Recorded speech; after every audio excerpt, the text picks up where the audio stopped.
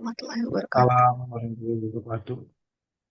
Waduh, udah ada nih Prof. Andri. Pagi Pak Mahmud. Pagi, Prof. Luar biasa Oke. ini. Udah lama nggak Saya ketemu, tapi ketemunya di virtual ya. saya nggak ngira mahasiswanya sebanyak ini. Waduh, mantap memang. Harusnya kalau full 400-an nih. Ini 500 kelas mungkin. kelas ini ya, kelas paralel ya atau gimana? Iya, kelas paralel memang. Tapi satu angkatan sebetulnya. Ini Oh, kalau satu. fullnya itu 13 kelas, Bro. 13 Oh, kelas. wajar tuh ya. Jadi kuliah Nah, kuliah wajib ya. kuliah wajib. Oke, Kuliah oke. etika dalam AI nama kuliahnya, dan Oke. malah ini seharusnya juga kita undang untuk yang diadakan di TUNC, jadi di Purwokerto, di mana juga kita Hmm, berikan, ada kita ya kuliahnya ya.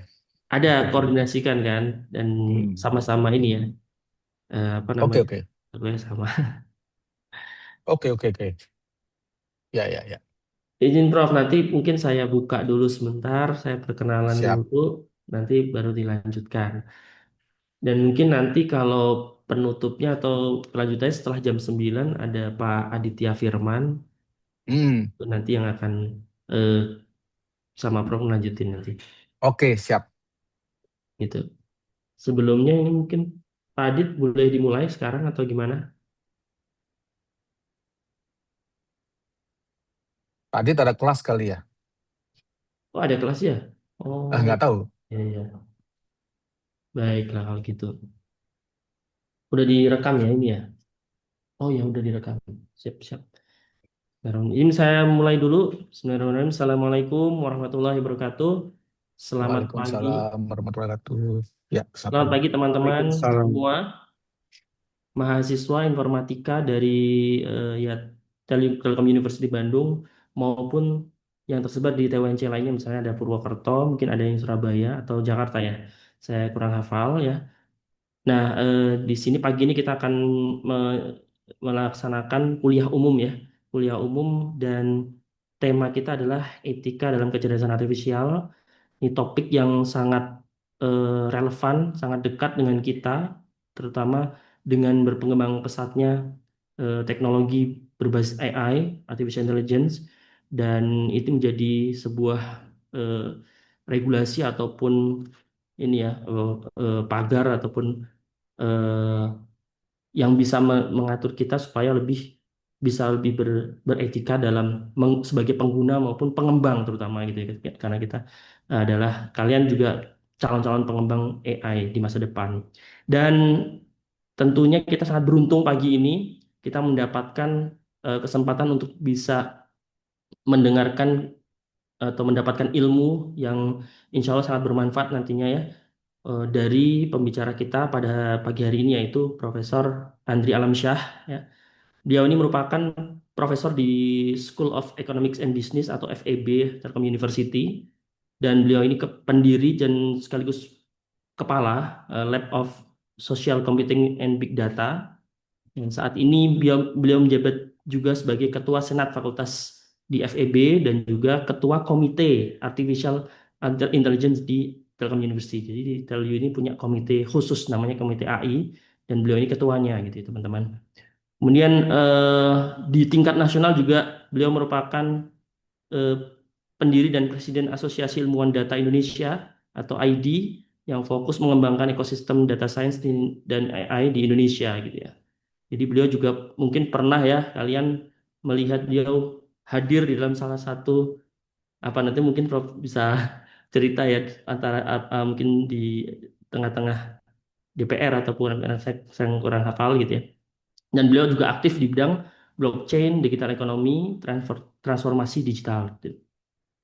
Jadi insya Allah kami yakin ya hari ini akan insightful dan membuka banyak perspektif bagi kita semua, yaitu teman-teman terutama khususnya di bidang AI, bagaimana kita semua bisa menggunakan maupun mengembangkan nantinya secara bijak dan bertanggung jawab. Oke, saya nggak mau berlama-lama lagi. Mari kita sambut bersama. Silakan Prof. Andri Alamsyah. Nah, Baik. Terima kasih Pak Mahmud atas perkenalannya. Selamat pagi rekan-rekan semua. Senang sekali saya pagi ini sharing di kelas yang saya tidak duga ada 400 orang. Jadi semoga bermanfaat ya. Kebetulan tadi menambahkan ya, saya juga Telutizen ya, jadi di fakultas sebelah. Cuman memang saya pemakai teknologi. Kalau teman-teman di informatika kan pembuat teknologi ya. Jadi kalau AI dalam hal ini di sini nanti akan jadi ahli AI, pengembang AI, desainer AI, kemudian membuat solusi berbasis AI, sementara saya itu menggunakan ya. Banyak sekali riset-riset yang saya lakukan, base-nya adalah AI, bagaimana AI digunakan di banyak hal, terutama di high level ya. Kalau saya mungkin di area pembuat kebijakan ya, karena saya juga di Bank Indonesia menjadi faculty member, dan di sana banyak sekali menggunakan AI untuk kebijakan. Mungkin teman-teman nggak kebayang ya bahwa AI yang kita lakukan itu biasanya untuk deteksi plat nomor, deteksi orang dapat kredit apa enggak, deteksi apapun yang apa namanya kelihatannya simple ya. Tapi sebenarnya dari keputusan-keputusan kecil itu kita bisa agregasi menjadi suatu yang besar dan akhirnya menjadi policy yang mungkin orang-orang akan sering mendengar menjadi data driven policy, data driven decision maker atau data driven policy. Dan itu memang yang diperlukan oleh negara kita di Indonesia. Rekan-rekan ini adalah Gen Z yang menjadi pemimpin masa depan, dan rasa-rasanya perlu meluruskan apa yang terjadi saat ini dengan banyaknya keputusan yang tidak kelihatan transparan, ya, tidak kelihatan bagaimana asal usulnya, dan berbeda antara yang terjadi di diumumkan dan apa yang terjadi di kenyataan. Jadi ada gap fenomena dan gap keputusan yang diambil. Jadi itu yang kita perlu banget ya pakai AI ya, dan kita bisa bertanggung jawab terhadap AI yang kita gunakan, dan ini yang masuk ke dalam bagaimana kita sebagai seorang maker ya, dari suatu engine, dari suatu tools itu bertanggung jawab terhadap alat yang kita buat. Nah, itulah makanya kita kuliah yang kita sebut etika AI ya. Ini besar. Ini saya share screen dulu ya. Nah, nah ini kelihatan ya Pak Mahmud, kelihatan ya. Ini Iya, Prof, filenya kelihatan ya, etika AI ya. kelihatan Oke. ya. Ya, jadi aduh saya gimana ya full screen-nya. Saya kok nggak bisa. Sebentar ya. Oh ini saya bisa. Nah ini full screen. Nah, ini etika AI. Jadi apa yang akan saya sampaikan pagi ini adalah prinsip etika AI. Mungkin di kelas karena ini kuliahnya etika AI, mungkin prinsip-prinsip itu sudah sering dibawakan ya. Mungkin saya akan agak cepat aja. Terus bagaimana standar yang ada sekarang, termasuk pedoman di Indonesia. Kemarin saya juga terlibat di pembuatan pedoman AI nasional di Komdigi. Dokumennya nanti saya bisa sebutkan.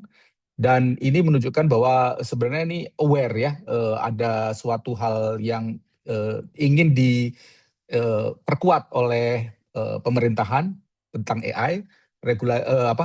Pedomannya ada tapi regulasinya sedang digodok ya. Jadi bedanya pedoman itu adalah gabungan dari ahli-ahli, akademisi, praktisi ngumpul semua jadi satu, ngobrol sebaiknya AI kayak gimana. Kita ambil benchmark dari banyak negara, banyak lembaga badan antar negara ya seperti UNESCO dan lain sebagainya, kemudian dirumuskan. Nah, setelah dirumuskan dalam tingkat nasional oleh Komdigi, nanti diturunkan ke pemerintahan, antara nanti gimana bentuk naskah akademik atau bentuk undang-undangnya. Nah, itu yang sekarang sedang proses ya. Mungkin di DP kan kalau undang-undang itu harus di ini ya, ada dua ya, ada dari presiden sebagai pemimpin pemerintahan, dan ada juga dari DPR. Kalau DPR itu menjadi UU. Nah, kalau di DPR kemarin tadi Pak Mahmud sudah cerita, sekarang lagi getol-getolnya namanya satu data, karena ini belum selesai ya. Satu data itu bagaimana semua data di Indonesia itu dirumuskan, diintegrasikan sehingga menjadi single source of truth ya, satu sumber kepercayaan. Dan ini nggak selesai-selesai dari dulu karena dulunya belum UU, sebelumnya itu masih peraturan pemerintahan, peraturan Perpu. Nah, pemerintahan Perpres, sorry, peraturan presiden. Jadi ya. Nah, dan juga bagaimana kita turunkan di Telkom University karena kita semua adalah apa namanya ada di Civitas Telkom University, jadi kita apa namanya melihat bagaimana kita implementasi dulu dalam kehidupan akademis di kampus ya. Nah, kemudian ini isi yang saya sampaikan, etika AI, prinsip-prinsip AI, isu-isu umum yang selalu berputar di sana ya, di hal-hal yang dipertanyakan secara general, dan mungkin ini yang menarik karena di Indonesia nggak general, di Indonesia itu spesifik. Kita punya budaya dan punya kebiasaan yang khusus di Indonesia, dan kita mungkin bisa gimana prinsip itu diturunkan lebih detail lagi dalam konteks lokal. Karena nanti teman-teman juga mengimplementasikan membuat produk-produk yang sifatnya serve ya, melayani apa yang dibutuhkan oleh negara kita ya. Dan kerangka etika AI di Indonesia, kemudian Save AI, ini adalah masuk ke dalam visi misi Telkom University ya, dan bagaimana prakteknya ya untuk pengajaran. Nah, yang awal, jadi saya ketutupan tulisannya. Pertanyaannya adalah gimana kita membahas moral ya, moral saat kita mengembangkan suatu produk AI ya. Jadi mungkin teman-teman pada saat di lab mengerjakan tugas dan sebagai pengembang, contohnya mesin learning ya, simple ya, pasti berurusan dengan data. Data itu rekan-rekan itu bisa ambil apa yang rekan-rekan mau. Saya mau ngambil data ini, saya mau ngambil data itu, terserah. Karena rekan-rekan adalah makernya, pembuatnya. Ya. Nah, pada saat itu menjadi model, diimplementasikan, rekan-rekan juga yang tahu apa efeknya. Kalau misalkan saya mengambil data apa namanya mayoritas orang miskin, maka model yang dibuat itu kan cenderung menuju ke prediksi bias ke orang miskin. Ya, orang yang sedang atau orang yang kaya akan tidak terdeteksi dengan baik, tidak terrepresentasi dengan baik. Rekan-rekan tahu. Tapi pengguna, saya pengguna ya di dunia nyata, most people, kebanyakan orang itu nggak tahu. Mereka itu terima aja. Kayak kita menggunakan ChatGPT, kenapa ChatGPT kayak gitu? Kenapa Cloud kayak gitu? Kenapa Gemini kayak gitu? Mereka hanya bertanya kenapa begitu. Tapi yang tahu setting di belakang layar itu adalah pengembangnya. Ya. Mungkin teman-teman pernah lihat beberapa hari yang lalu, beberapa bulan lalu, Cloud itu adalah paling canggih, pinter sekali ya. Menurut saya ya, menurut orang lain mungkin beda. Dan pinter sekali. Ada suatu masa sebelum Cloud itu pindah ke versi yang lebih tinggi, itu Cloud itu bodoh sekali. Jadi dengan mudahnya mesin yang pinter disetting jadi bodoh, ya. Kemudian di-upgrade, nah sekarang agak pinter lagi gitu ya. Tapi saya ngerasa kepintaran dia itu beda dengan kepintaran sebelum ada upgrade ya. Jadi ini yang menjadi apa namanya hal-hal yang kita pelajari ya. Kemudian yang kedua siapa yang bertanggung jawab jika AI atau mesin itu dipublish ya, misalkan suatu mesin membuat keputusan salah, misalkan Pak Mahmud mau ngajuin misalkan kredit ya, kredit terus ditolak ya, terus orang banknya, ya ini kebiasaan di Indonesia nih, ini kita harus tahu culture di Indonesia. Bapak ditolak karena sistemnya menolak gitu kan. Nah kan Pak Mahmud kan, loh kok sistem bisa menolak saya gitu kan. Ini yang pinter apa orangnya apa mesinnya. Jadi nggak make sense. Ini sangat sangat gawat kalau di Indonesia saya rasa. Diimplementasikan AI di Indonesia itu sangat gawat. Karena kita itu cenderung percaya dengan SOP, dengan tidak terlalu kritikal ya. Kita itu nggak kritis orang-orangnya. Jadi kalau SOP atau mesin bilang begitu, ya kita begitu. Dan ini sangat sangat merugikan kalau ternyata semuanya pakai AI, ya. Apalagi di kelurahan pakai AI, wah itu bisa nanti ini ya, apa namanya, bisa nanti judgement-nya berbasis mesin. Kalau ada kita protes susah dan manusianya malah nurut ke AI-nya ya. Nah, kemudian yang ketiga, ya ini sering terjadi di bisnis ya. Saya mempelajari namanya AI ekonomi, bagaimana private sector bisnis itu mengumpulkan data sebanyak-banyaknya untuk personalisasi. Mungkin rekan-rekan juga ada tahu ya, di saat ini banyak sekali digital services kayak Spotify, Netflix itu semuanya personalisasi yang diambil dari data data teman-teman sendiri, ya data kita. Nah, kita nggak bisa bertanya akuntabilitas mereka menggunakan data kita. Tapi ada satu golden rule, jangan pernah mengambil data pribadi. Ya, jadi kalau misalkan saya ambil lagi Pak Mahmud contohnya, Pak Mahmud mungkin GoFood nggak perlu tahu Pak Mahmud itu laki-laki atau perempuan. GoFood hanya perlu tahu Pak Mahmud tuh nanti malam makan mie goreng apa nasi goreng gitu ya. Jadi itulah approach yang paling aman ya, karena yang diambil adalah behavior, not identity. Nah ini gimana strateginya? Jadi kalau misalkan nanti kita running suatu bisnis, kemudian kita berikan suatu digital services, kemudian di UU PDP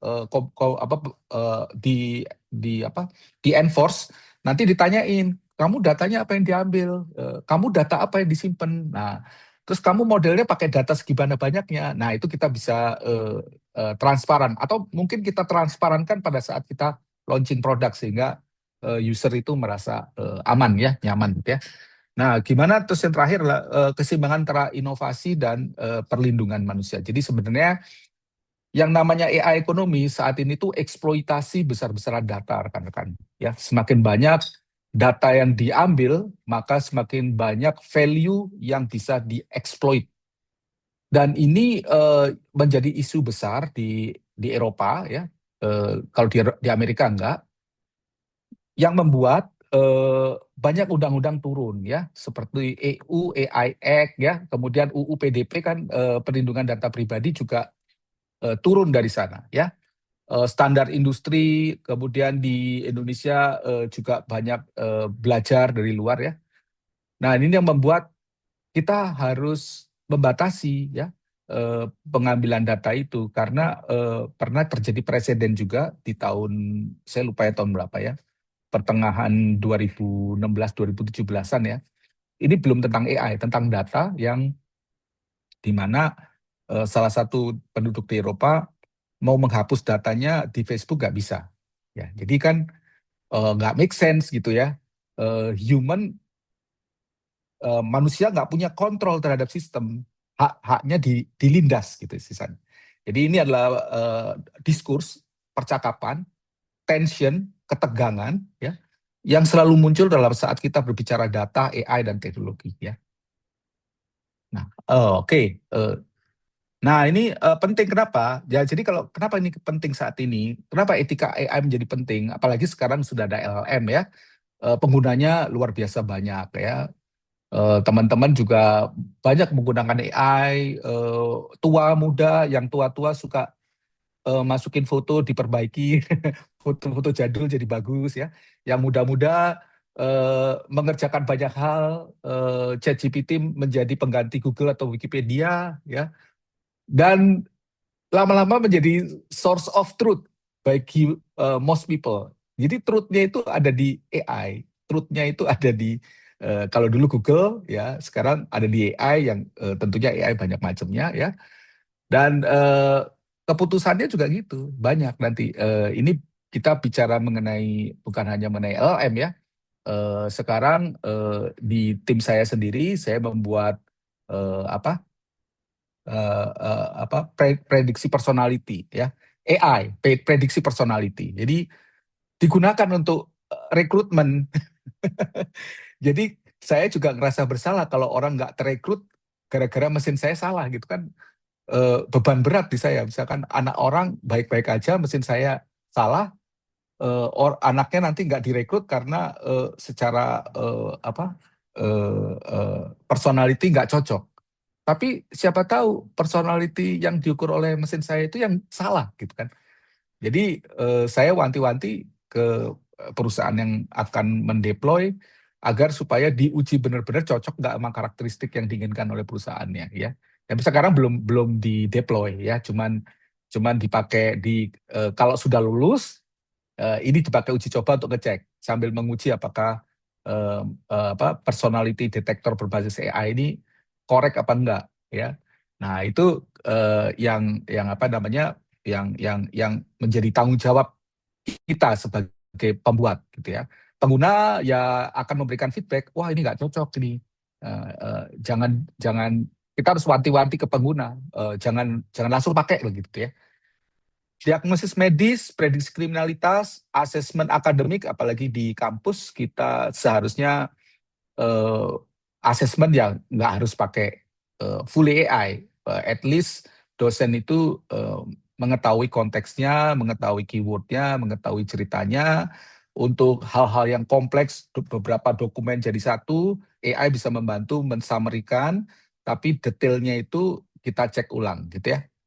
Ya, jadi ini yang dampaknya sangat luas ya. Kemudian AI yang modern saat ini sulit dijelaskan. Ini juga yang sering terjadi di pembuat kebijakan, misalkan di Bank Indonesia, ya. Semua kebijakan itu harus explainable, ya, harus bisa dijelaskan, ya. Eh, nah, hasil dari AI itu sulit masuk ke mainstream decision karena eh, apa namanya behaviornya itu dites berulang-ulang, ya. Kenapa dia prediksinya kayak gini? Kenapa anomali? Kenapa jika digabung akhirnya muncul seperti itu? Walaupun hasilnya begitu, human harus bisa jelaskan. Jadi humannya ngotak-atik lagi eh, ceritanya kenapa hasil seperti gitu, ya. Walaupun akurat tapi harus di itu lagi ya. Jadi menunjukkan bahwa AI yang digunakan di lembaga-lembaga besar ya di pemerintahan itu ada human yang di belakang untuk menjaga bahwa walaupun akurat itu benar dan bisa dijelaskan ya. Jadi kalau kita lepasin tanpa tadi, misalkan orang menggunakan AI secara luar biasa dan digunakan untuk sehari-hari, maka bisa kita bayangkan mungkin kita dijajah AI. Kalau dulu kita dijajah Belanda, sekarang kita dijajah AI nanti ya. Nah, ini adalah kisah nyata ya. Mungkin ini sebelum zamannya LLM, tapi AI waktu itu mesin learning ya. Prediksi kriminalitas pengadilan di Amerika temukan bias rasial ya. False positif terdakwa kulit hitam 2 kali lebih tinggi dari kulit putih. Kebayang ya, orang mentang-mentang dia kulit hitam dia ditangkap padahal dia nggak salah ya. Jadi mesinnya itu apa namanya bias. Tapi kalau kita lihat mengukur manusia itu adalah mesin yang paling susah. Makanya saya bilang tadi mengukur personality manusia look like very ambitious, sangat ambisi. Kalau kita seorang engineer, pasti kita akan senang sekali punya mesin yang sangat ambisius. Tapi di kenyataan di dunia nyata, yang ambisius itu justru yang problematik. Ya, jadi kalau kita implementasikan itu untuk kebijakan, untuk prediksi orang dapat kredit apa tidak, atau kredit dapat tidak mungkin masih lebih ini ya. Tapi personality, ya, atau ras tertentu, atau agama tertentu, atau orang bisa berbahasa Inggris apa tidak, itu sangat-sangat problematik ya. Kemudian Amazon hiring sistem AI menyaring CV dari data karyawan yang dominasinya laki-laki, sehingga CV perempuan tidak banyak terpilih. Nah, ya jadi bias ke laki-laki ya, karena dia learning dari men ya. Apple Card tahun 2019 limit kartu kredit yang lebih rendah terhadap perempuan ya, karena mesinnya dilatih dari mayoritas yang gaji tinggi itu cowok ya. Nah, yang parah itu adalah Google Foto. Orang kulit hitam sebagai gorila. Kalau di Google Foto kan sekarang udah bagus ya. Kita bisa ngenalin wajah ya. Jadi ini adalah menunjukkan bahwa tanpa oversight dari human akan banyak sekali problematik kayak gini, dan ini belum di Indonesia.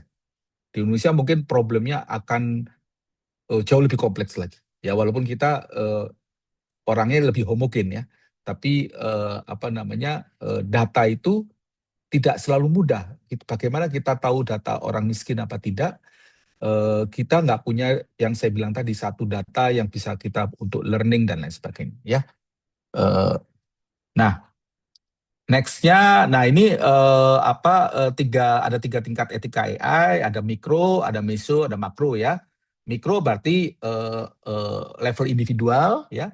Bagaimana saya bisa menggunakan AI dengan bertanggung jawab. Individual, saya rasa ini perlu dipupuk ya rekan-rekan ya, karena kalau mental ini dan nempel ke rekan-rekan pada saat nanti rekan-rekan bekerja as a part of company ya, as a part of organization, kalau ini nggak dibiasain kita bertanggung jawab terhadap produk yang kita buat, maka yang menjadi korban atau yang menjadi kena efeknya adalah di level lebih tinggi lagi, yaitu institusi ya. Nah, kalau lebih tinggi lagi mungkin ya tingkat negara ya. Ini beberapa contoh yang ada di kanan ya, bisa dilihat dengan detail. Nah, di materi ini kita akan bahas tingkat institusi dan tingkat mikro ya. Ya, studi kasusnya di Telkom University ya. Nah, ini beberapa prinsip yang mungkin saya rasa sering dibahas ya kalau belajar di kuliah etika. Beberapa lembaga multinasional seperti OECD, UNESCO, di akademik IEEE, di Uni Eropa, etika AI itu dirumuskan bersama-sama, bukan bersama-sama, mereka merumuskan sendiri-sendiri, tapi kesimpulannya ada 5 poin ini ya. FATPS ya, fairness, transparan, melindungi privacy, accountability, dan keamanan ya, safety termasuk aman dan handal, terutama impact-nya ke manusia ya. Dan kalau di tell you bahasa lainnya adalah safe AI, sebenarnya sama aja ya, prinsipnya safe AI juga kita itu align semua dengan ini ya. S-nya bisa sustain atau secure ya, sustain atau secure artinya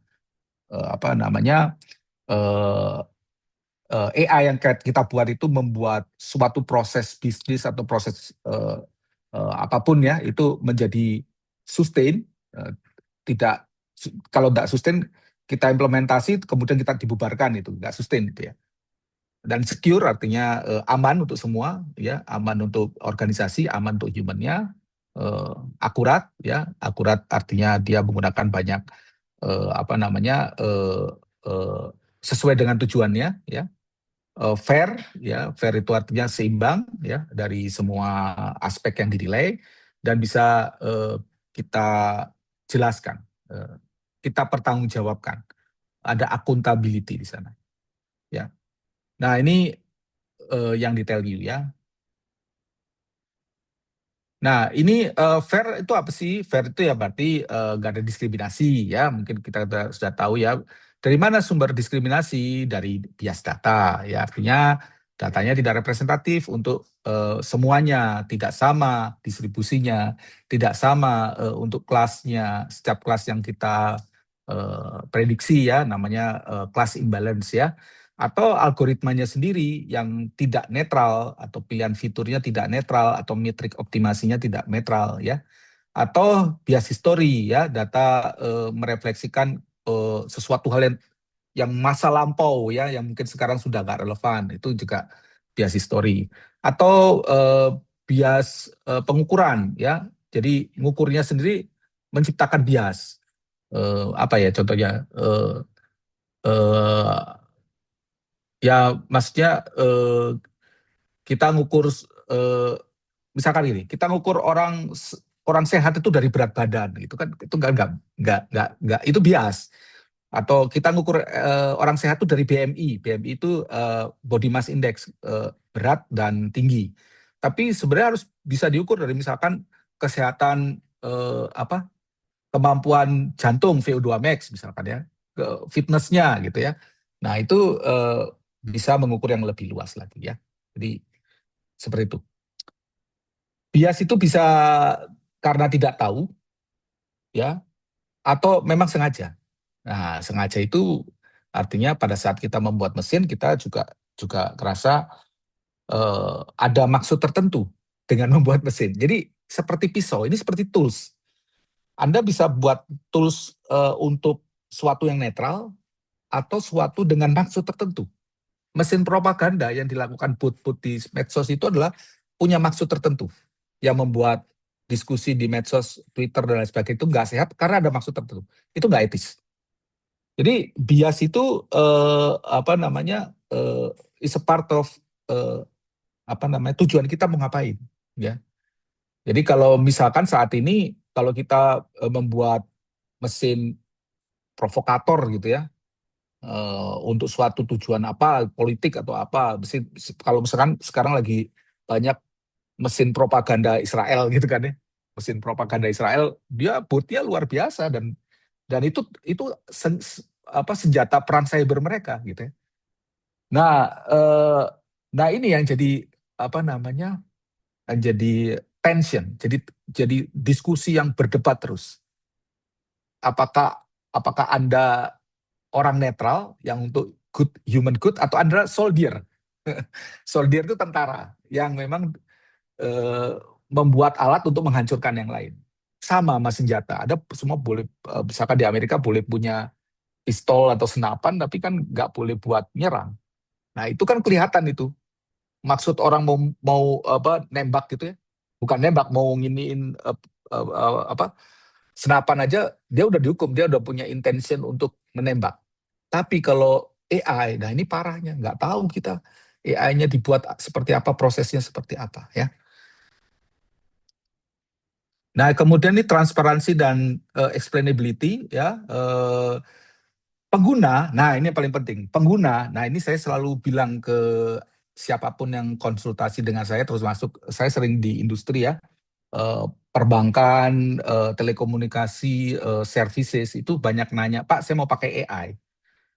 Kementerian juga, apapun lah ya, menggunakan AI apa in-house ya.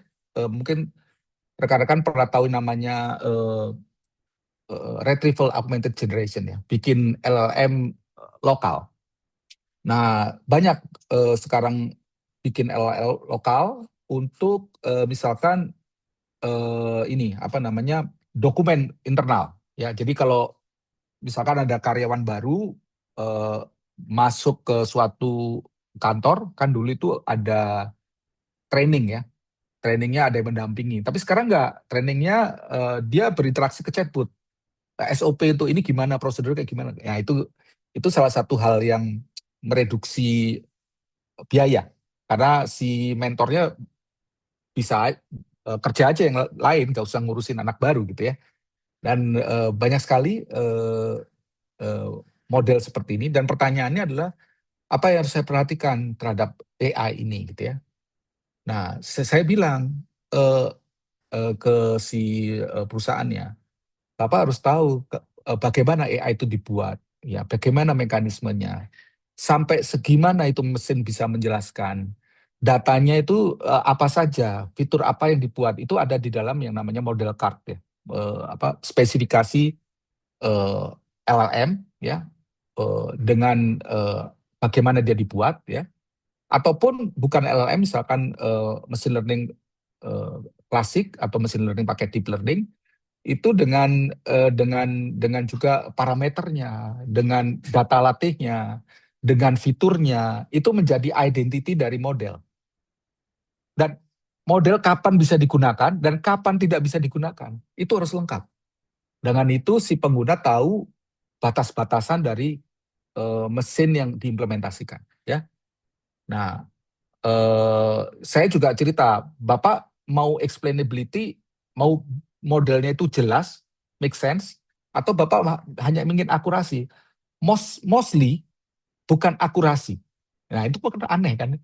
Jadi dia pengen mesinnya itu bertindak yang apa? Yang bisa mereka pahami, ya. Kalau akurasi nanti sense human-nya bisa membantu, ya. Ya seperti itu. Nah, kemudian ini transparansi. Jadi itu adalah transparansi itu artinya prosesnya transparan, bagaimana itu model dibuat dan bagaimana keputusan itu bisa dijelaskan, explain ya. Nah, ini di belakang kan dokumentasi, model card, datasheet, model digunakan, dan itu sebenarnya mengacu ke Uni Eropa AI Act. Jadi itu himbauan ya terhadap solusi-solusi AI yang digunakan di perusahaan.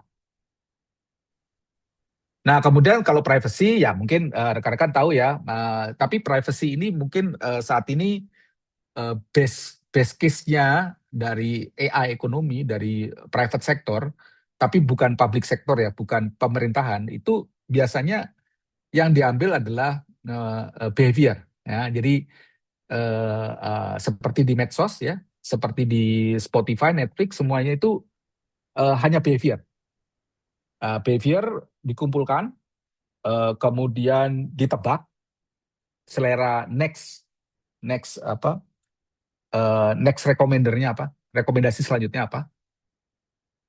Dan ini sangat cocok karena manusia itu dynamic. Pak Mahmud mungkin sekarang suka dangdut, besok suka keroncong. Nah itu rekomendasinya bisa dynamic dan ini sangat disukai. Dan model ini tidak memerlukan bisa disconnect data Pak Mahmud, kan Pak Mahmud ada data email paling enggak, ada data card pembayaran payment bisa disimpan di payment gateway, jadi nggak harus services yang punya. Dan ada data ya apa ya ya mungkin cuma email dan payment dan nama juga nggak perlu nama mungkin asli ya karena paymentnya harus pakai credit card ya kalau di luar ya. Nah jadi itu disconnect itu payment nama dan payment ada di payment gateway, bukan digital services yang mempunyai. Digital services hanya mengambil data-data behavior supaya nanti bisa predik selera, personalized selera ya. Nah, eh, ini best practice. Jadi kalau yang gini misalkan pengumpulan data berlebihan ini sudah saya rasa udah jarang ya. Karena resikonya besar. Mungkin teman-teman pernah tahu beberapa tahun yang lalu BPJS hack ya, datanya keluar banyak. Kemudian kalau kita ke dark web, banyak sekali data KTP dibocorkan gitu ya. Waktu itu Tokopedia juga pernah ya. Jadi artinya apa? Sangat sangat besar resikonya kalau mereka ngumpulin data pribadi. Sangat-sangat besar. Jadi saya yakin semua ahli AI tidak menyarankan ini. Tapi berbeda dengan public sector ya, dengan pemerintahan. Mereka masih memikirkan yang disebut data itu bukan behavior. Kemarin saya di DPR menyarankan mengumpulkan data behavior. DPR-nya juga nggak ngeh. Lama sekali ngertinya. Sampai akhirnya mereka ngerti. Oh iya ya, gitu ya. Jadi sebenarnya yang dibutuhkan oleh pemerintah itu ya mereka butuh data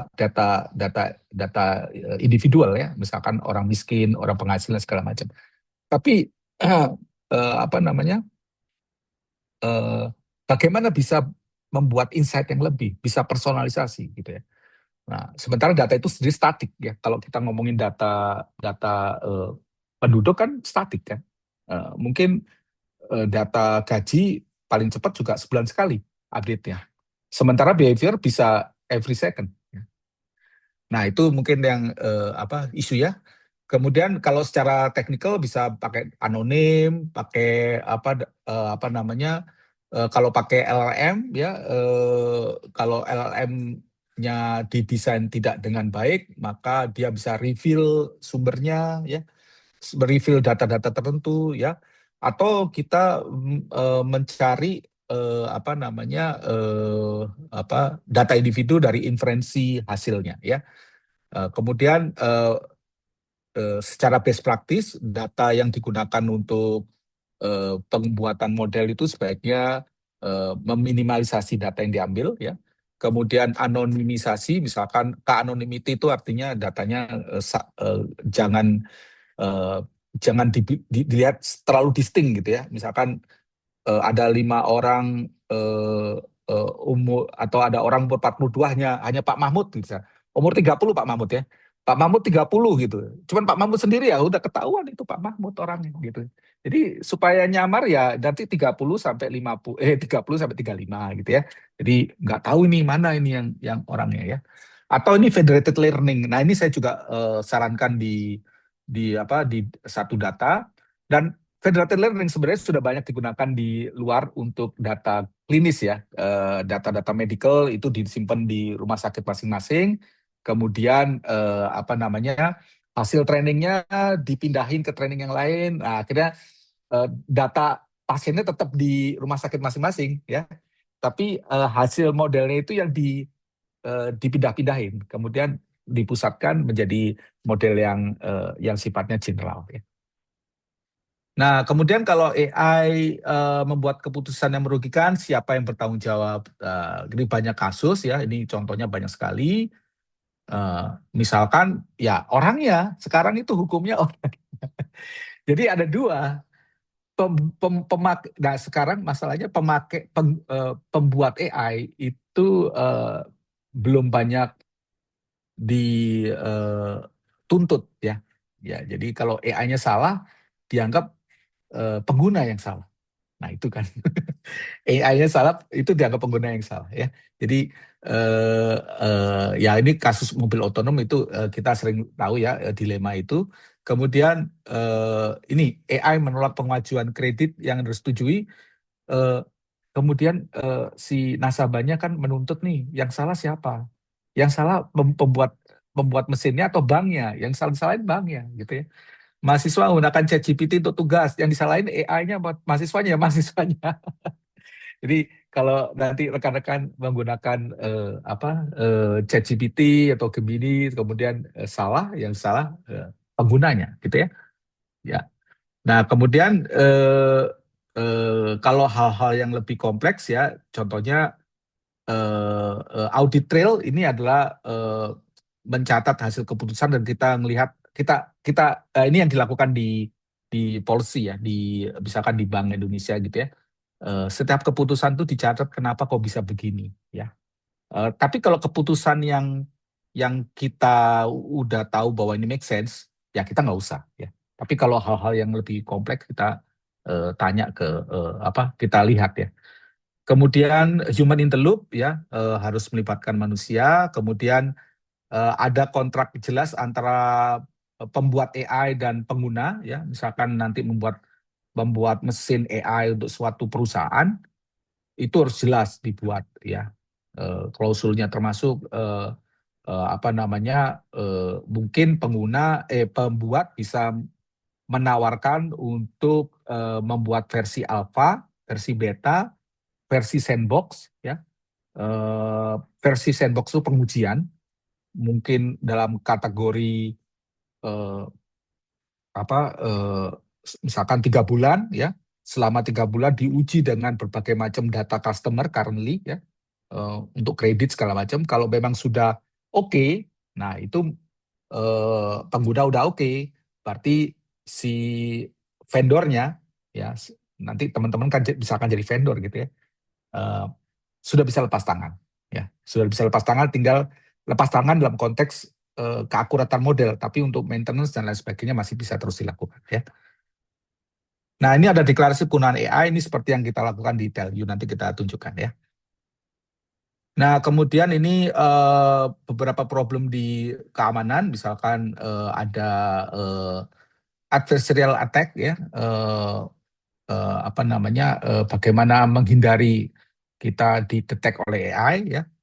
Kemudian ada halusinasi, ya mungkin sekarang semakin berkurang ya. Kalau dulu mungkin sering sekali halusinasi, ya, eh, mengada-ada, terlalu kreatif. Jadi kalau bikin mesin, contohnya LLM itu ada temperatur creativity. Kalau Anda set temperaturnya tinggi, dia sangat kreatif dan dia akan halusinasi, ya. Tapi terlalu rendah, dia sulit mencari hubungan kompleks. Nah, temperaturnya diambil mana yang pas, itu harus diujikan tiap satuan. Ya. Kemudian distributional shift, model bekerja di data latih tapi gagal prediksi dunia nyata, atau misuse, sistem digunakan untuk tujuan tidak diinginkan, ya seperti deepfake ya, mungkin sekarang semakin marak ya. Dan tentunya ini bisa diatasi ya, tentunya seperti pengujian sandbox seperti yang saya bilang tadi. Kemudian ada monitoring berkelanjutan, kemudian ada fail safe. Fail safe kalau misalkan dia gagal, mekanisme seperti apa ya, seperti itu. Ini mungkin isu-isu yang umum ya, misalkan ya kita cerita Gen AI itu pakai data banyak ya, datanya dari mana saja, dan ini kasus yang sering muncul bahwa data yang digunakan itu milik orang ya, jadi dibilang LLM yang dibuat itu mengeksploitasi karya cipta orang, itu nggak fair. Jadi kan apakah eh, data latingnya itu sudah sepengetahuan pemilik copyright gitu ya. Kemudian eh, pertanyaan selanjutnya, misalkan nanti modelnya sudah selesai, apakah pengguna atau penyedia model atau pencipta data pelatihan itu yang memiliki keseluruhan hasilnya? Ya, misalkan gambar, ya, gambar itu yang memiliki siapa, gitu ya? Apakah Anda yang membuat prompt?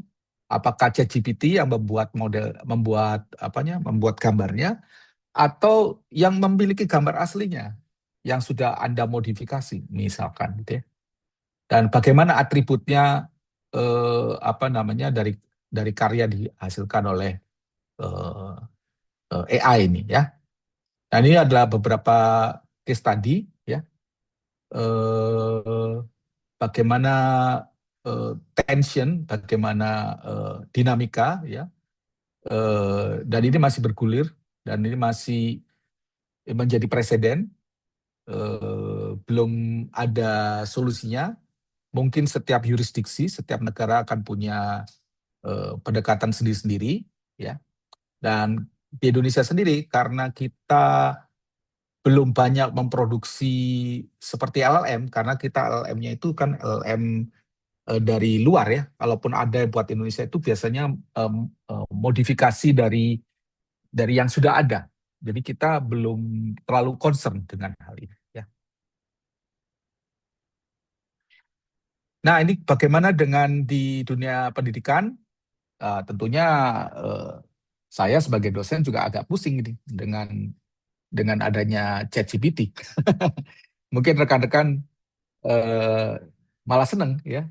Tapi problemnya adalah memang kalau saya amati semuanya, jadi saya nggak menyalahkan mahasiswa, saya juga nggak menyalahkan teknologi, karena sekarang itu apa speednya itu cepat. Eh, Kalau zaman saya lulusan itu bisa sampai beberapa tahun, sekarang lulusan harus 4 tahun kan. Lebih itu dianggap telat gitu. Jadi tuntutan untuk cepat-cepat itu yang membuat tools-tools yang ada itu digunakan seoptimal mungkin, termasuk AI. Ya. Eh, Jadi kalau misalkan mahasiswa menulis essay, kode, analisis dengan AI itu cepat ya. Nah, masalahnya kan mahasiswa ngerti nggak gitu kan? Problemnya gitu. Tanggung jawabnya dosen kan, tanggung jawabnya Telkom University adalah membuat nanti lulusannya itu paham dengan apa yang dikerjakan. Kita tidak melarang menggunakan AI, tapi paham. Tapi for the sake of speedness, nah ya speedness itu jadi masalah. Harus cepat, jadi kumpulin aja gitu ya. Ada dua pilihan, ya udahlah saya ngertiin nanti atau saya ngertiin sekarang gitu. Sekarang mungkin waktunya juga nggak cukup, jadi dikumpulin aja. Pada akhirnya mahasiswa nggak ngerti. Ini adalah bad skenario yang kami pikirkan. Ya. Kita nggak mau yang jawab itu AI, bukan mahasiswa. Ya. Dan banyak sekali kejadian, misalkan ini kejadian detektor AI tidak akurat tuh banyak sekali. Bahkan mungkin di dosen ada yang mau naik jabatan jabatan akademik, nggak bisa naik karena false positif dibilang AI, padahal itu karya dosen asli. Sama juga karya mahasiswa asli bisa dibilang false positif kalau dosennya menggunakan detektor. Jadi detektor AI saat ini saya nggak terlalu percaya. Jadi mungkin eh, apa namanya karena kejadian sering ini ya. Eh, Nah, ini yang ketiga, mahasiswa yang terlalu tergantung AI tidak mengembangkan kemampuan berpikir kritis. Nah, ini debatable. Kalau mahasiswa udah kritis, dengan AI makin kritis. Tapi kalau mahasiswa masih proses belajar, ini problemnya bedanya. AI itu paling bagus kalau orangnya udah jago. Ya. Jadi kalau saya udah jago deep learning, saya pakai AI, wah saya semakin super, saya menjadi Superman. Tapi kalau kita masih belajar deep learning, dan kita langsung lompat menggunakan AI, itu banyak missing link. Misalkan perkalian matriks itu Anda, kok bisa sih kayak gitu? Itu kan ada perkalian matriks di dalamnya. Oh gitu ya, di bagian mananya? Gitu. Nah, kayak gitu kan. Bagaimana dia neural network itu menghasilkan suatu decision, ya. Bagaimana ada apa namanya itu gradient descent, ya. Bagaimana proses optimasi, ya, sehingga menghasilkan hasil yang optimal. Itu adalah saya tuh dulu harus belajar matematika 2 semester itu. Sampai akhirnya make sense di terakhirnya bahwa deep learning itu bisa kayak gitu. Tapi kalau nanti Anda lewati proses itu sama aja dengan mahasiswa, eh, saya nggak bilang ya, pengguna. Misalkan mahasiswa bisnis. Mahasiswa bisnis nggak perlu tahu itu. Mereka hanya perlu tahu modelnya bagus atau tidak. Nah, kalau nggak bisa membedakan, nah itu yang jadi masalah. Ya. Jadi perannya seharusnya bisa memahami, ya, kemudian tahunya bisa membuat dan jadi, seperti membuat website kan sekarang langsung jadi. Tapi ada troubleshooting, ada juga bisa juga Anda pakai AI untuk troubleshooting. Semuanya bisa beres pakai AI. Tapi in the end, sense of innovate itu nggak ada, ya, karena semuanya udah di provide. Nah itu yang kita nggak mau, ya. Kita nggak mau mahasiswa itu menjadi eh, robot. Kalau gitu kita bisa bilang bahwa mahasiswa itu adalah eh, let's say itu adalah budaknya AI gitu ya. Ya ini tugas konvensional IC code review menjadi kurang valid sebagai asal aset, karena kan gampang ya. Jadi kalau misalkan Anda pakai IC, Anda bisa pakai AI, kemudian dosen jadi pusing. Gimana nih, beneran nggak dia punya kemampuan ya, atau mereview code yang Anda buat gitu ya. Nah, jadi itu ada dilema. Artinya yang muncul di kepala dosen dan muncul di dunia pekerjaan. Dunia pekerjaan itu juga nggak mau mempunyai talent yang hanya bisa, ya, tapi mereka perlu talent yang punya sense of innovate dan troubleshooter, ya, kalau ada masalah mereka bisa selesaikan. Dan ini tapi dunia pekerjaan juga nggak mau mahasiswa yang nggak ngerti AI. Nah itu kan dua hal yang sangat bertentangan gitu ya, harus ada di tengah-tengahnya ya. Jadi pendekatannya apa sekarang? AI positif artinya mahasiswa boleh menggunakan AI tapi harus mengungkapkan bagaimana kontribusi mahasiswa itu, ya. Ini adalah self awareness ya dari mahasiswa. Yang kedua, AI restricted, tugas dirancang sulit diselesaikan oleh AI, misalkan presentasi, kalau Anda nggak mengerti, Anda nggak bisa present, ya. Logikanya nggak masuk, ya. Ya, ini sebenarnya mudah dilakukan. Untuk misalkan untuk orang mahasiswa yang sudah tahu, ya sudah kita tahu dia paham. Tapi kalau mahasiswa yang meragukan, dosen bisa meminta untuk presentasi atau misalkan refleksi. Nah, refleksi itu adalah mengungkapkan kondisi, mengungkapkan diri, mengenalkan diri, merefleksikan kondisi. Dan ini adalah unik. Unik kemampuan Anda untuk merangkai cerita, storytelling, dan itu sangat penting ya, kemampuan storytelling di dunia kerja nanti. Dan misalkan proyeknya atau membuat proyek yang konteksnya sangat lokal, yang mungkin AI-nya nggak ngerti, misalkan gitu ya. Dan yang terakhir adalah AI literasi, artinya AI sendiri menjadi materi yang diajarkan dan mahasiswa belajar menggunakan secara kritis, dan itu yang pendekatan di tell you ya, tell you kita mau AI literasi. Jadi rekan-rekan mahasiswa ngerti AI, bisa menggunakan AI, tapi tidak menjadi budak AI ya. Jadi berpikir kritis, semakin kritis dengan menggunakan AI. Nah, kemudian ini tentunya ini yang umum ya, deepfake, disinformasi mungkin saya skip aja. Ya, oke. Nah, supaya nanti ada tanya jawab. Ini kayaknya ini udah sering ya, ini teknis. Nah, ini ada beberapa apa namanya di dunia kerja sendiri, di dunia banyak laporan ya dari misalkan dari McKinsey, job 2025, job 2026 itu melaporkan survei global mengenai pekerjaan-pekerjaan masa depan dan termasuk pekerjaan yang di-replace oleh AI. Dan ini yang bisa dikategorikan customer service dan penterjemah itu sudah saat ini tinggi risiko otomasi menggunakan agentic AI, ya, LLM. Agentic berarti apa namanya, LLM untuk spesifik task untuk agent AI. Tapi kalau agent bekerja dengan agent namanya agentic. Jadi suatu sistem, suatu mekanisme di mana LLM itu menghubungkan, berkomunikasi antar agent menggunakan LLM. Ya, LLM sebagai bridge antar agent. Agentnya mengerjakan spesifik tugas. Ya, misalkan eh, birokrasi, administrasi ya. Dokumen masuk, kemudian kita secara spesifik meminta agent melakukan sesuatu, misalkan periksa periksa apakah bahasanya benar atau teksnya benar ya. Sudah selesai, diserahkan ke agent yang lain, distribusikan ini tentang dokumen tentang apa, itu pakai agent. Kemudian distribusikan, diklasifikasikan kemana ya. Kemudian pakai agent lagi, berikan tanda tangan ya. Nah, pakai agent lagi. Nah, itu namanya agentic AI. Itu artinya otomasi sebenarnya. Otomasi high level. Ya, jadi low levelnya dilakukan oleh agent ya. Nah, ini penerjemah customer service saat ini sudah sangat tinggi di-replace oleh AI.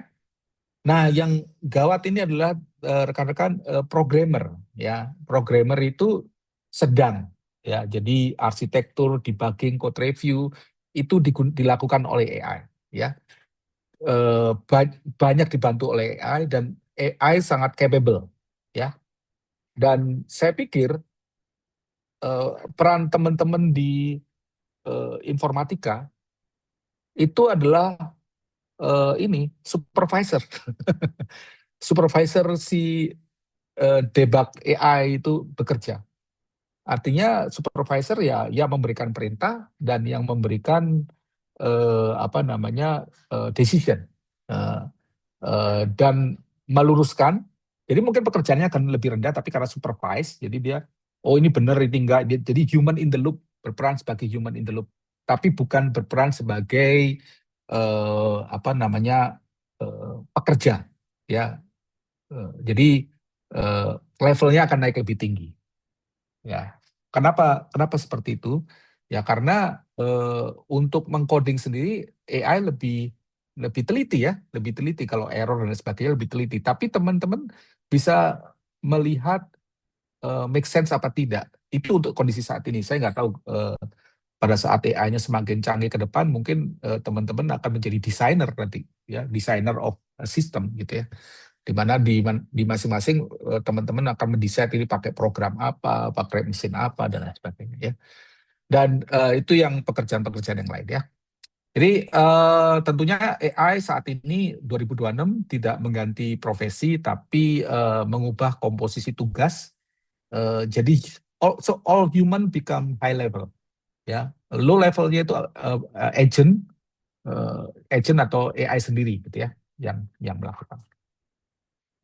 Nah, ini tentunya aspek lain adalah lingkungan, ya tentunya itu masuk dalam etika, bahkan mungkin ini menjadi pembuatan data center itu sangat mahal dan sangat concern dengan lingkungan, mencetak karbon, ya karbon footprint. Kebetulan riset saya karbon kredit, jadi saya tahu sekali, bahkan di banyak banyak negara sekarang mulai mengurangi data centernya, ya. Karena kecenderungan pembuatan LLM saat ini adalah LLM yang tidak boros, ya. LLM yang tidak large. Jadi ini ada breakthrough-nya gimana bikin bagaimana bikin AI pinter tanpa large model. Jadi pendekatan ini dibawa ya, sehingga sekarang sampai ke titik kritis bahwa memaintain, memelihara data center itu sangat sangat mahal ya. eh, sangat mahal biayanya dan sangat mahal ininya apa eh, mereduksi karbonnya. Jadi supaya net zero, supaya karbon yang diproduksi itu dia harus beli eh, apa karbon kredit lagi ya sehingga eh, net zero. Jadi eh, karbon yang diproduksi dan karbon yang diberi itu nilainya adalah nol dan ini sangat mahal sekarang. Ya. Oke, selanjutnya adalah gimana di Indonesia. Nah, di Indonesia itu ada eh, pedoman etika kecerdasan artifisial dari Ken Kondiki sebentar ya. Saya saya supaya nggak full screen gimana? Oh, saya akan share screen yang ini ya. Nah, ini adalah dokumen. Nah, sorry. Nah, ini dokumen kelihatan ya. Eh, Pak Mahmud kelihatan ya? Buku putihnya kelihatan ya kalau nggak salah. Nah, ini buku putih. Nah, ini yang apa namanya kita susun eh, dan ini yang menyusun di sini kalau nggak salah di sini ada nama saya. Di mana nama saya? Kok nggak ada? Ini nama saya. Saya ngurusin di manajemen risiko ya. Jadi ini kumpulan akademisi dan praktisi memikirkan AI bagaimana Indonesia. Dan rekan-rekan bisa bisa download ini. Jadi banyak sekali dan aspek yang dibahas juga banyak ya. Ini di jadi di level negara itu udah ada, tapi di level keuangan karena saya banyak terlibat di financial industry, itu OJK udah ada namanya inovasi teknologi sektor keuangan. Ini AI dan blockchain, ya kripto dan sebagainya karena riset saya mostly adalah digital money dan kripto apa namanya kripto industri. Di sini AI juga banyak. Ini sejak 2024 ya. Kemudian di Prof. ini Andri, sangat ya kelihatan kalau deh. dari Telyu, punten menginterap. Kalau dari Telyu Ya, ada berapa orang selain Prof. Andri? oh ada nanti namanya ada berapa ya 12 kalau nggak salah. Nanti ada namanya Pak Mahmud. Saya Berarti lupa Telyu jumlahnya. lumayan Oh berkontribusi. di sini. Oh sorry. Di buku putih ini dari Telju cuman berdua Pak. Cuman saya Hmm, sama ketuanya itu Tom, dari Telju. Ketuanya Tom Hurt ya, Tom Hurt ya, ini ketuanya Mas Tom Hart Mas dari Tom Hurt Telkom. ya, iya ya. Yang ketuanya ketua paling tingginya memimpin para profesor justru orang Telju. Saya bahkan jadi anak buahnya Mas Tom Hart. Keren keren Luar Prof, biasa. luar Ya, biasa. luar biasa. Selamat tuh. Eh, Nah, ini kemudian kita punya ini di apa? Ini luarannya OJK ya, OJK aset digital dan lain sebagainya. Kemudian ini dari Kemdikti tahun 2024. Ini Menteri sebelum sekarang ya. Tapi ini sangat basic dan mengurusi hanya Gen AI. Dan ini yang tell you. Jadi teman-teman bisa baca detail di sini tell you ya. Nah, ini tell you. Nah, panduan penggunaan artificial intelligence dan ini sudah diterbitkan sejak Agustus 2025. Jadi sekarang sudah mendekati setahun ya. Jadi seharusnya nanti akan diupdate lagi dengan lebih detail lagi ya. Oke. Nah, saya balik lagi ke sini ya. Eh, jadi full screen. Nah, jadi kalau kita balik lagi ke yang tingkat nasional tadi, ini adalah aspek-aspek yang dibahas bahwa jadi ini menyarankan semua produk yang AI yang dirilis di Indonesia, baik dari luar maupun yang dibuat oleh anak Indonesia, itu memenuhi nilai-nilai ini, inklusivitas, kemanusiaan, keamanan, ya, aksesibilitas, transparansi, kredibilitas, melindungi data pribadi, sustain terhadap apa manusianya, ya, lingkungan dan skala ekosistemnya, ya dan juga melindungi kekayaan intelektual. Jadi ini prinsip kalau kita bilang ini normatif, tapi bisa diturunkan lebih detail dalam bentuk undang-undang yang lebih sifatnya mengharuskan, ya seperti itu. Nah, kemudian kalau di dikti itu spesifik ya, ini teknis ya, bagaimana ChatGPT, Copilot, Gemini digunakan ya. Eh, tapi kalau saya baca ini lebih ke pengenalan ya, bukan bukan mana yang boleh, mana yang tidak gitu ya. Dan ini menurut saya ini dokumen yang cukup lama, 2024. Kalau dalam dunia AI 2024, ChatGPT-nya juga versi sebelumnya ya, belum membahas cloud yang pinter itu. Jadi ini mungkin perlu eh, di-update lagi ya dengan yang lebih update ya. Nah, ini tujuannya nih Gen A yang bertanggung jawab dan beretika, inovasi pembelajaran dan nilai. Jadi ini juga menurut saya eh, normatif tapi khusus Gen AI ya, seperti itu. Nah, ini yang detail you itu cakupan AI-nya sebenarnya banyak ya. Cuman contoh-contoh yang kita berikan itu lebih banyak ke Gen AI ya. Dibentuk oleh komite AI ini ada 12 orang ya. Eh, ah 14 dengan saya dan wakil jadi 14 orang. Yang paling utama kita membagi menjadi 4 level resiko ya dan mensyaratkan deklarasi penggunaan AI dalam setiap karya akademik termasuk yang assessment dosen dan juga tugas akhir atau juga publikasi. Kalau publikasi udah diminta oleh publishernya ya. Most publisher itu kalau kita bikin publikasi itu akan ada pernyataan Gen AI digunakan untuk apa dan apa Gen AI-nya dan tipe berapa ya. Misalkan Claude itu ada yang Opus yang paling pinter atau Sonnet yang lebih rendah atau ada lagi yang lebih rendah saya lupa lagi ya. Nah, kalau pakai Opus itu saya malah curiga. Misalkan opus untuk grammar, wah nggak mungkin kalau opus untuk grammar, bukan nggak mungkin, grammar mah pakai sonnet aja atau yang lebih rendah ya. Opus itu jadi kayak bisa menulis paper sendiri gitu, nah seperti itu ya.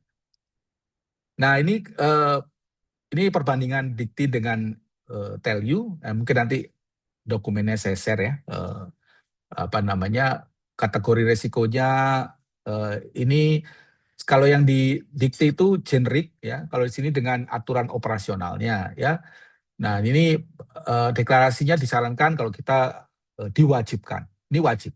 Kalau nggak menulis padahal pakai, nah itu ada konsekuensinya. Nah konsekuensinya diserahkan ke pelaksana kelas yaitu para dosen ya. Pedomannya terbuka, kita ada komite AI sebagai formal regulator regulasi dan juga mengawasi gitu ya. Nah, oke. Jadi ini hubungan antar dokumen ya tadi kita lihat ya. Jadi memang tidak ada pertentangan, sepakat dari tingkat internasional sampai tingkat kampus kita ya. Hanya fokusnya mau di bagian mana ya.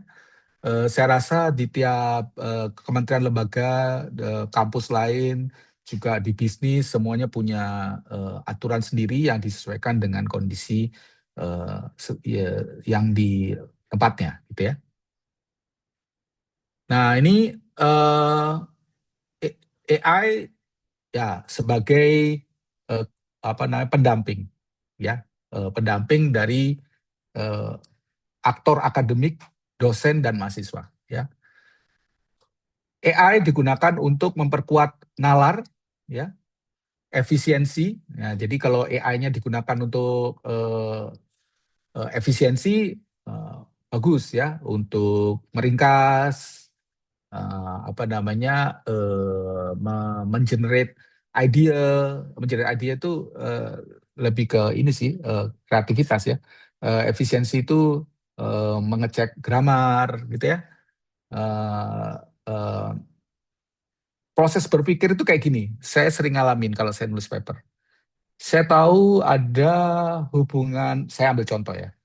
Saya tahu ada hubungan tentang karbon kredit. Ya. Karbon kredit itu adalah kredit yang dikeluarkan oleh sebuah proyek karbon agar supaya perusahaan yang memproduksi karbon berlebih itu membeli karbon itu, membeli karbon kredit itu agar supaya eh, mereka bisa declare bahwa saya net zero. Eh, saya bukan saya nggak memproduksi karbon, saya boleh memproduksi karbon, tapi saya harus beli karbon yang serupa dengan yang saya produksi. Jadi dia net zero, netral. Nah, kalau kalau perusahaan menjalankan itu biasanya di laporan keuangannya dibilang kita net zero, kita lebih diapresiasi karena semua banyak orang mempunyai apa namanya awareness yang tinggi terhadap lingkungan dan disukai oleh investor. Nah, itu carbon credit. Kemudian saya tahu ada hubungan carbon credit dengan finance, dengan keuangan gitu. Tapi apa ya hubungannya ya? Nah, untuk baca buku, saya butuh buku banyak. Untuk baca paper, saya mungkin nggak ada waktu. Nah, itulah saat saya coba cari, jelaskan ke saya apa hubungan carbon credit dengan finance. Nah, keluar tuh semua. Ada namanya apa green finance, green economy. Oh, itu toh namanya.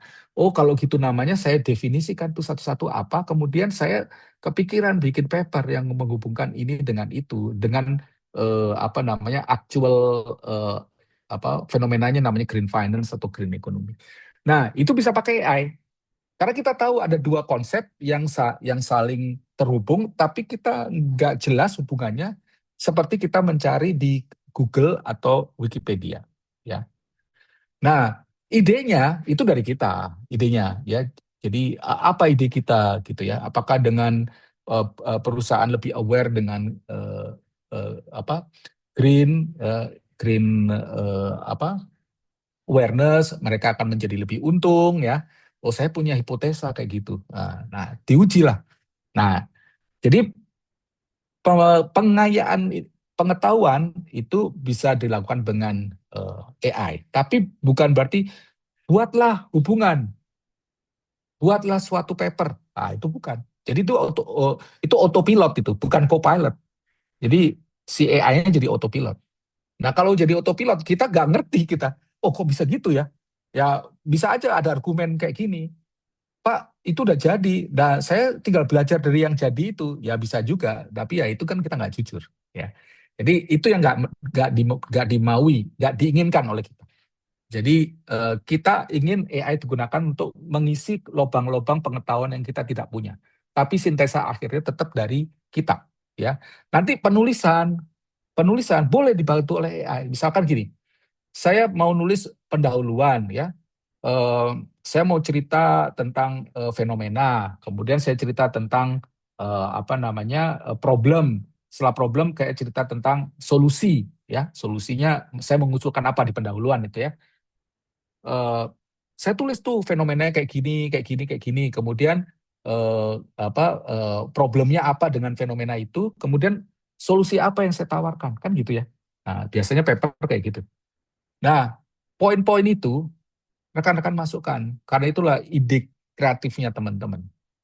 Tapi bagaimana menyambungkan kalimat, bagaimana supaya kalimatnya efisien, bagaimana supaya narasinya bagus. Nah, itu boleh pakai AI.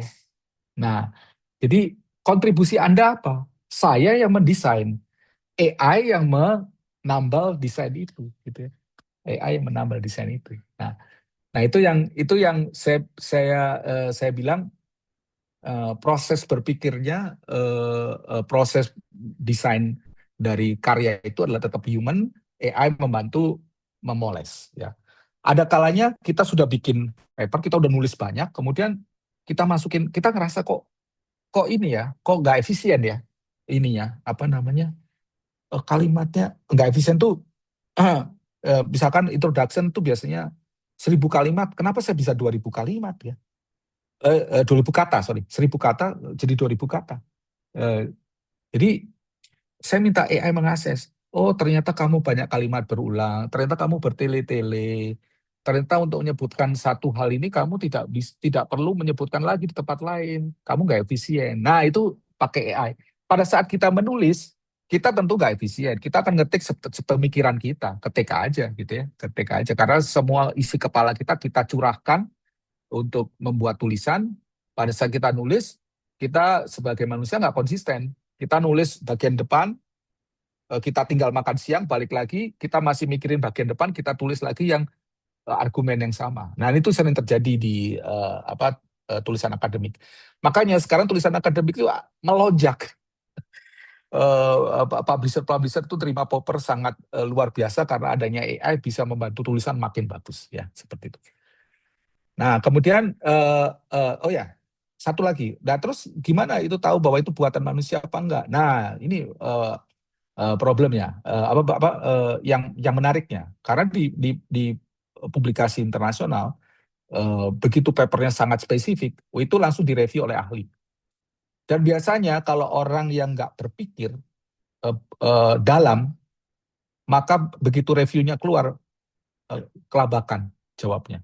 Logikanya nggak nyambung.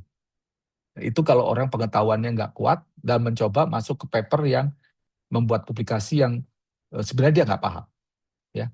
Nah, itu kalau di kuliah berarti dosen tinggal nanya, gimana nih ceritain. Nah, kalau dia nggak ngerti, ya udah, berarti bukan buah pikir dia. Ya. Kalau dulu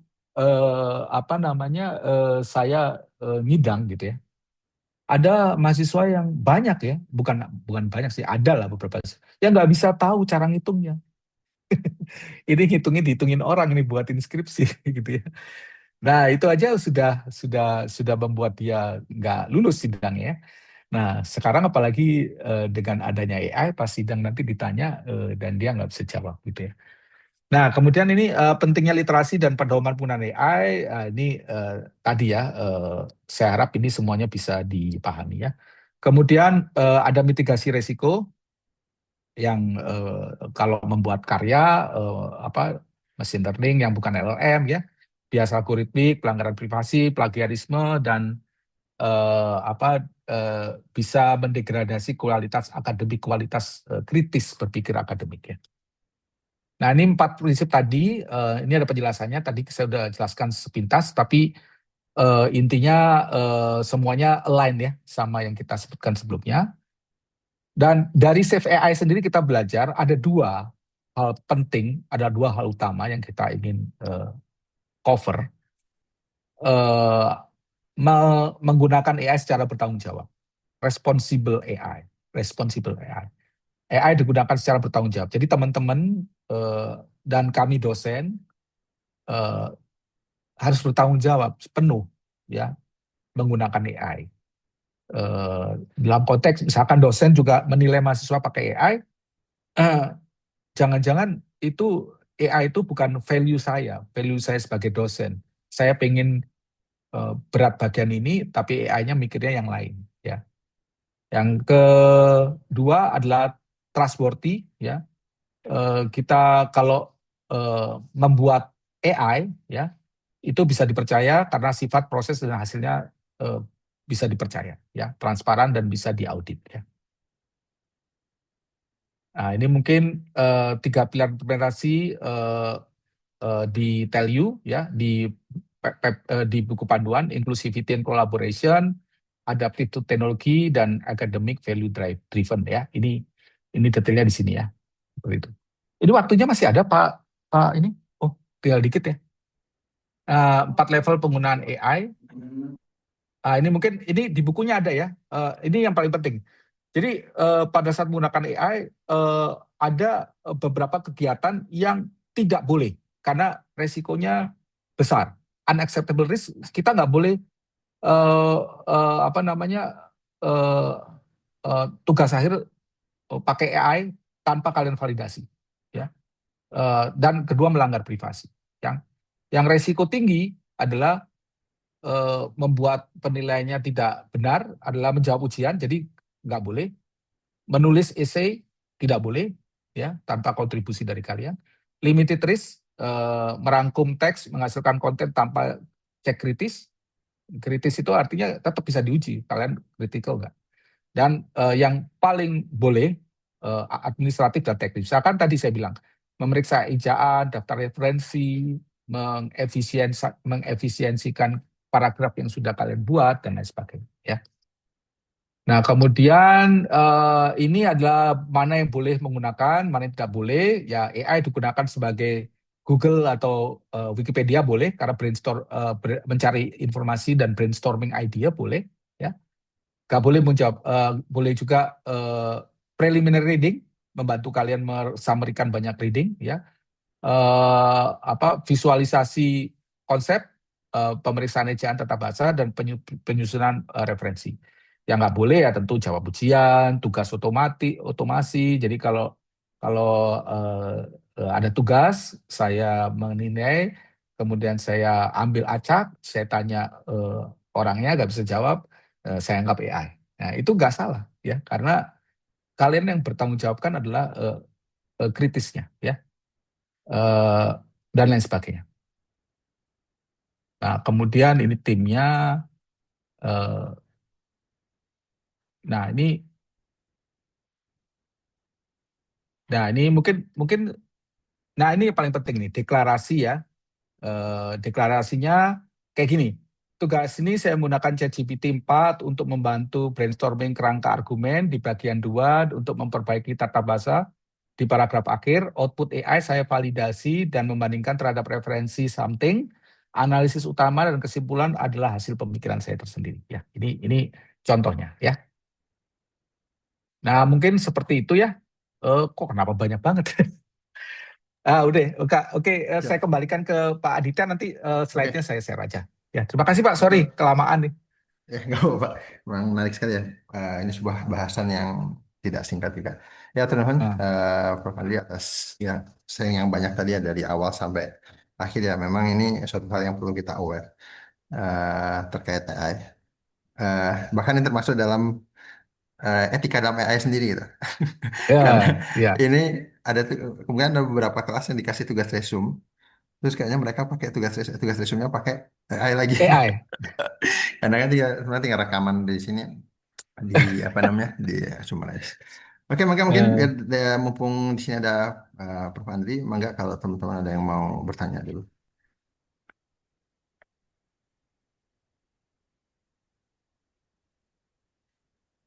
Ada? Hmm.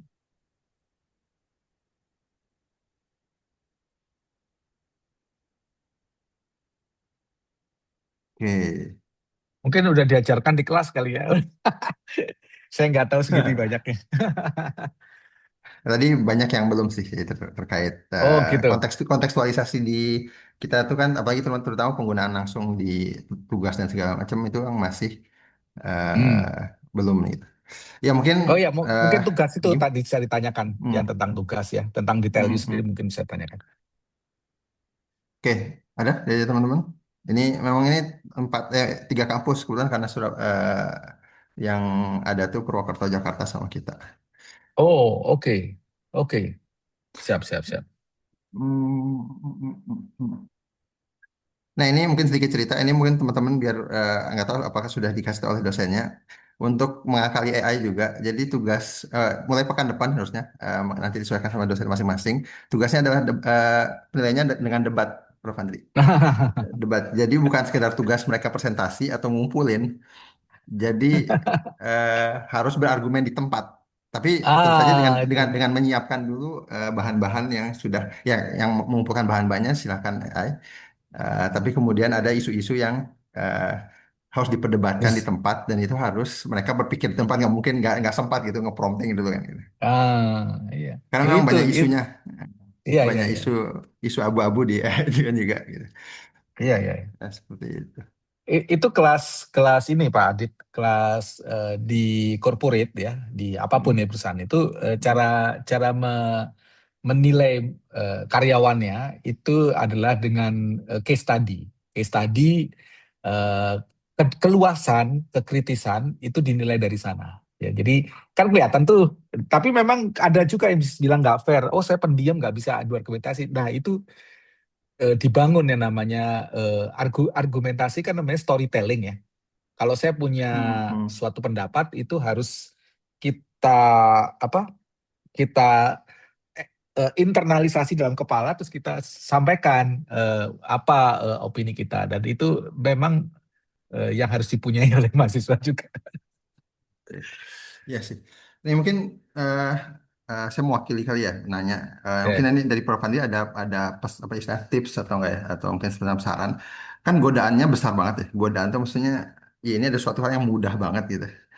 Hmm. Godaan untuk menggunakan yang sesuai gitu. Contoh misalnya ya anggaplah ngerjain tugas atau ngerjain TA atau hal-hal lainnya yang ya mungkin karena kepadatan kurang bisa manajemen waktu segala macam, akhirnya ya udahlah, kenapa nggak yang mudah? Ini kan godaan, Pak.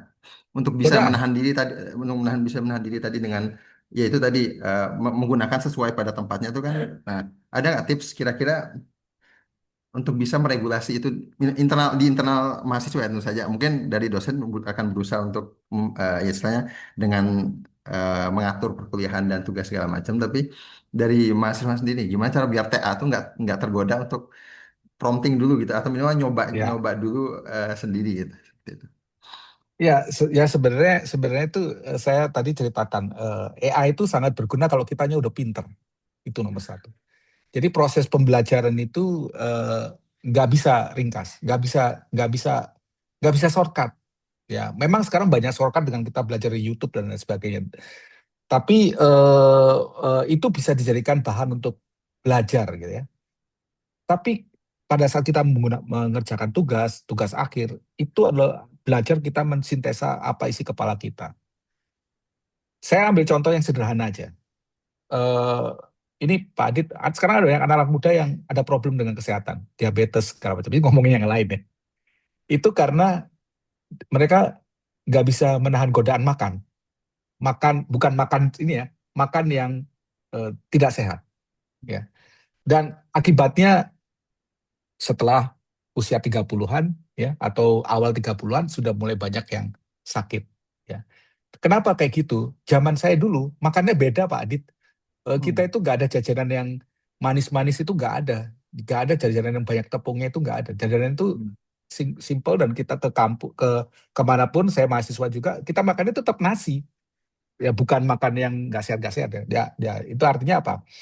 Ada suatu harga yang dibayarkan untuk suatu tindakan yang kita lakukan ya. Kalau dalam tadi konteks saya itulah kesehatan. Sama dengan ini, kalau sekarang kita mau shortcut terus menerus, nanti pada saat kalian bekerja dan lain sebagainya, adiktif untuk atau ras apa namanya, ketagihan atau ketergantungan, sorry saya ngomongnya ketergantungan itu yang susah untuk dicari gantinya. Akan nanti teman-teman tuh ketemu kondisi di mana kalian itu ketemu orang-orang yang levelnya CEO yang langsung berdiskusi dengan kalian directly ya, dan kalian kalau nggak melatih kemampuan banyak hal, kritisnya itu nggak keluar.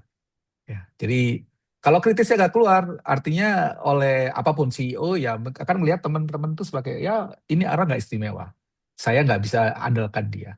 Ya, tapi ada orang-orang istimewa yang dilihat, oh ini orang istimewa, saya harus keep dia. Nah itu menjadi pembeda.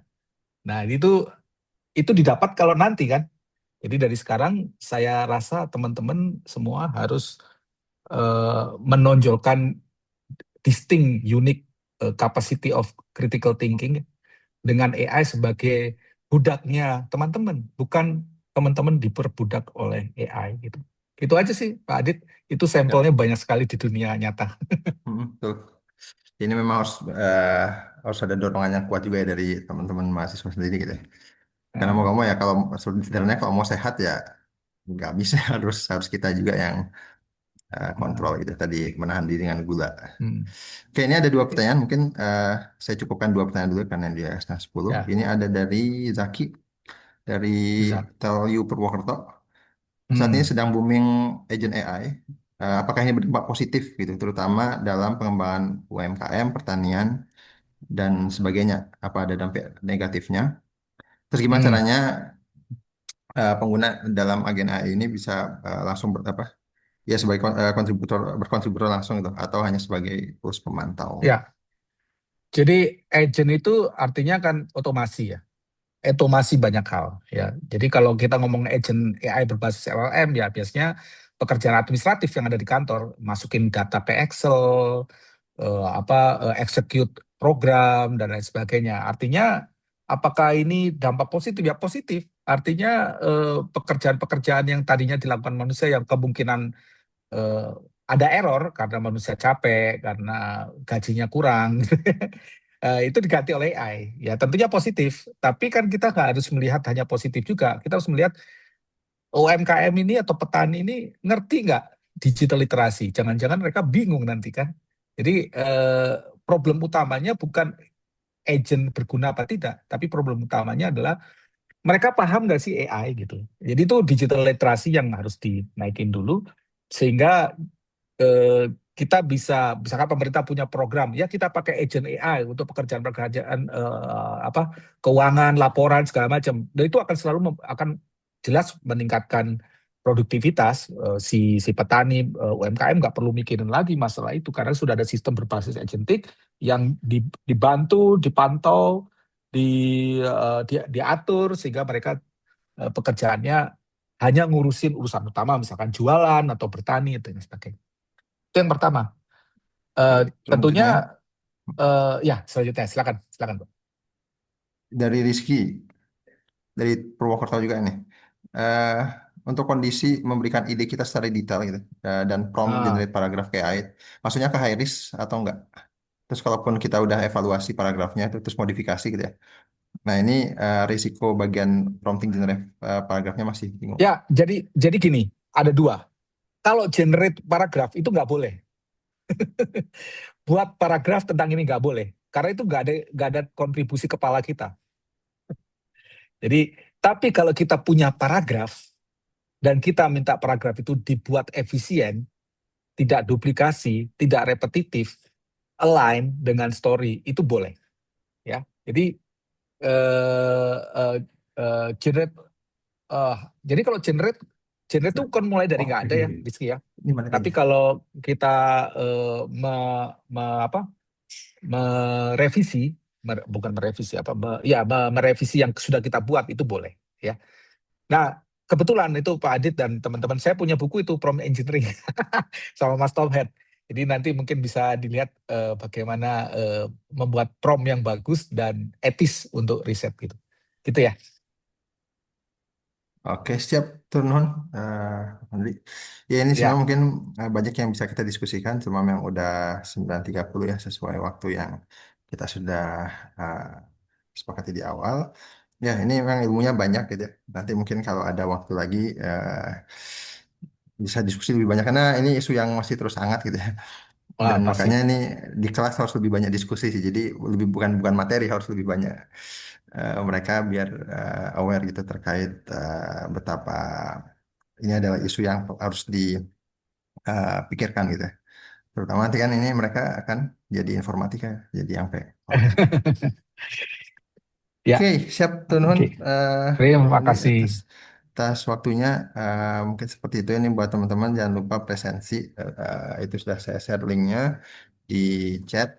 Saya buka terbatas sampai 9.45 saja. Eh, oke, Turun nuhun sekali lagi Prof. Andri atas banyak kekurangan dari pelaksananya. Kami dari tim Prodi Informatika mohon maaf. Eh, Terima kasih banyak juga kepada para teman-teman peserta. Kita tutup. Sekian. Assalamualaikum warahmatullahi wabarakatuh. Selamat siang semuanya. Waalaikumsalam warahmatullahi wabarakatuh. Terima kasih. Waalaikumsalam. Selamat pagi semuanya ya. Mari pamit Ya, ya semuanya. Mari. ya.